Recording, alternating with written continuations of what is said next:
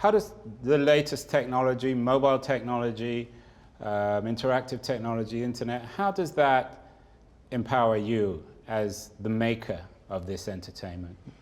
So, to me, I mean, maybe I'm not a typical engineer, but to me, technology really is a means to an end, right? Again, we have great ideas, how to tell stories, how do you get those to consumers in the best possible, most immersive, most relevant way. And then that's why VR, I think, is such a, virtual reality is such a big thing for us, because that totally changes the equation, right?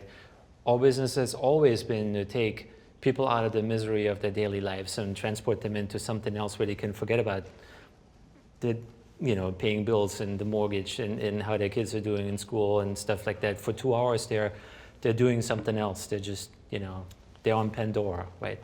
John Taplin, you produced Mean Streets, movie veteran. Do you agree with Hanno that everything really is about storytelling and that the technology is, if not secondary, certainly dependent on storytelling? Yeah, I totally agree with him, but I would want to be a little contrarian about VR. That's why we're here. Go on. So I have a very close friend who is a very important director. Tell us, come on, John, you can't keep it a secret. Well, he may want to work with Hanno, so I don't know about him. So when I talked to him about VR, he says, "Look, I spend a year composing shots and cuts and everything to elicit an emotion, and I don't want the viewer to be wandering, looking the opposite direction with what I'm trying to tell a story."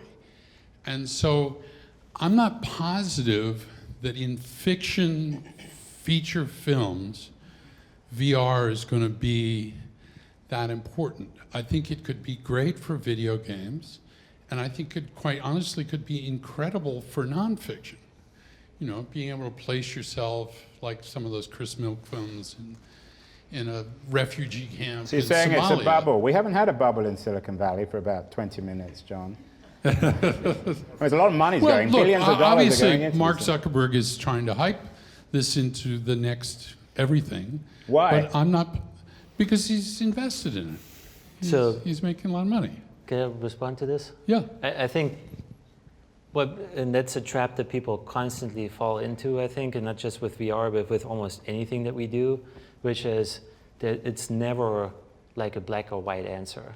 Right? I don't think VR will actually replace anything the same way that, home video didn't really replace the movie-going experience in the theater, right? It's just one more way to do stuff. Does 5G change everything? I mean, we're always hearing every new technology is supposed to change everything, but with 5G, with 1,000 times more bandwidth, does that really change everything? See, I mean, I think you can expect the answer already. I don't think it changes everything. It changes something. Right, and it changes certain aspects of what we do. Steve, do you have any sense? You're the Ericsson guy. What does 5G do? So, it's a really good question. I mean, obviously, we believe that 5G. All my questions are good. Yeah, of course they are. It was one of the better ones. Getting to 5G, obviously, that's the sexy stuff. But I mean, that's going to unlock business cases we've never thought of around how this evolves. Obviously, things that consumers will expect. I think, obviously, even Fox Sports starts to think about how do we put interactive cameras on athletes and give a real-time viewing of the athlete while I'm watching the broadcast at the same time. The way we sort of describe this and the way we start talking about it is that 2G to 3G was about call quality, and 3G to 4G was data quality. 4G to 5G will be all about video quality and all the different use cases and IoT and connected devices that brings. So it's going to unlock quite a bit. What about artificial intelligence, Hanno? How does that change even perhaps the nature of storytelling? Yeah, I think at some point, a very, advanced machine can come up with a story. I think there were already some examples where I read about this the other day. I forgot about where that was, where machines basically create poems or short stories of some sort. That is not impossible, but is that really a unique story that actually only a human being can come up with? I don't know. I mean, and that goes to the core of what makes us humans, right? why are we humans? At the end of the day, we're an organic computer of some sort. And what really sets us apart from an anorganic machine that we created, I wouldn't claim that I know what the answer to that is, but hopefully the answer is still far out and I won't see it in my lifetime. But clearly we'll see more and more artificial intelligence around us, but hopefully it will primarily be used to make our lives easier, but not really replace us as, what replace what makes us human, I guess.